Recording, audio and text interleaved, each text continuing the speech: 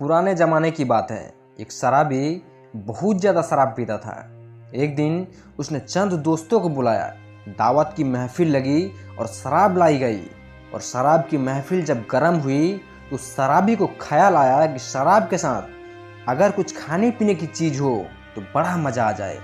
उसने अपने गुलाम को बुलाया और उसको 4 दिरहम दिए और कहा कि जाओ बाजार जाओ और कुछ अच्छी अच्छी खाने पीने की चीज़ें लेकर आओ। नौकर ने कहा ठीक है। उस गुलाम ने 4 दिरहम लिए और बाजार चला गया। जब वह बाजार से गुजर रहा था तो उसने देखा कि एक बुजुर्ग किसी मजबूर, बेबस और गरीब को लेकर खड़े हैं और बाजार में जोर जोर से चिल्ला रहे हैं कि है कोई इस गरीब की मदद करने वाला, जो इसको 4 दिरहम देगा मैं इसको 4 दुआएं दूंगा। इस गुलाम को ऐसा लगा इस गरीब की मदद कर देनी चाहिए और उसने उस बुजुर्ग को 4 दिरहम दे दिए।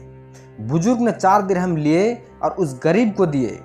गरीब खुश होकर हंसता खेलता हुआ चला गया। तो बुजुर्ग ने उस गुलाम से कहा कि बता तेरी 4 दुआएं क्या है।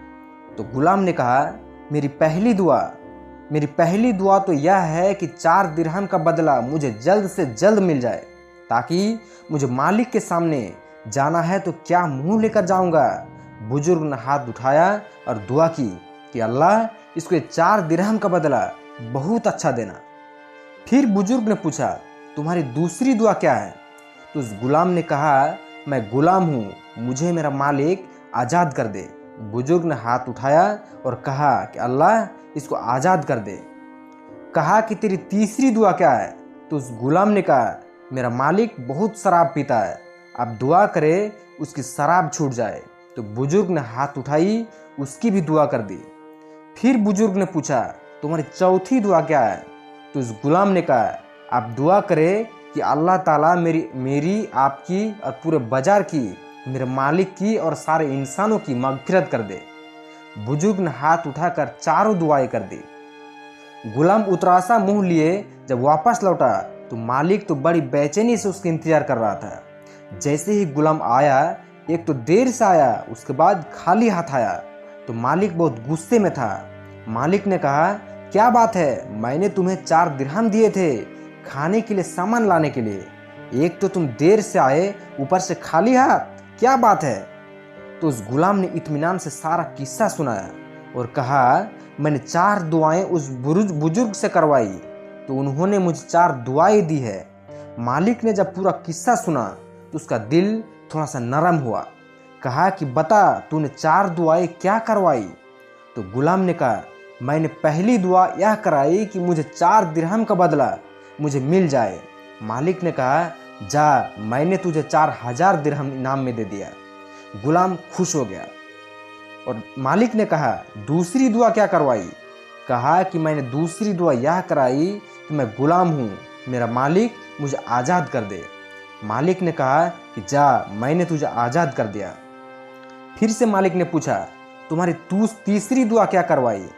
कहा कि मैंने यह दुआ कराई कि मेरा मालिक बहुत शराब पीता है, खुदा उसकी दारू छुड़वा दे, उसे नेक बना दे। तो मालिक ने कहा कि मैं कसम खाता हूँ कि आज से मैं शराब को हाथ भी नहीं लगाऊंगा।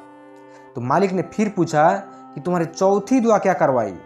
कहा कि मैंने चौथी दुआ यह कराई कि खुदा मेरी, उस बुजुर्ग की, उस गरीब की, सारे बाजार की, मेरे मालिक की, उसके दोनों दोस्तों की और सारे इंसानों की मगफिरत कर दे, उनके गुनाहों को माफ़ कर दे।